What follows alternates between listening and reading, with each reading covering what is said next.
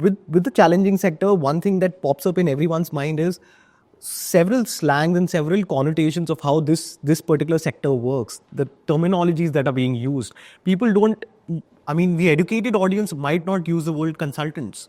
People might go down to a derogatory term, like all of these terms happen.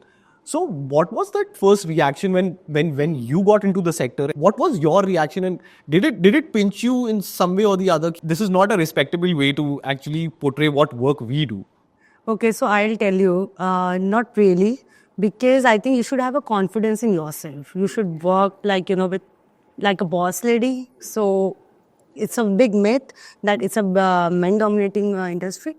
But I think that's what we are supporting and empowering women's, you can do it. But I think that the term broker, or are you an agent, are you a real estate agent, these terms you do keep getting. But with us, the added advantage was that my father's a developer in Chhatarpur, so the added advantage was that we actually call ourselves as developer also.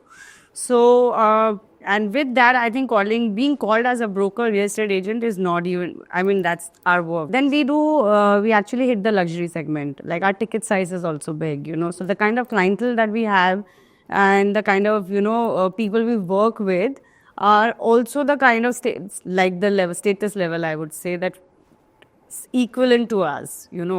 So I think that's not, I would not take it as, I would not actually get offended with that term.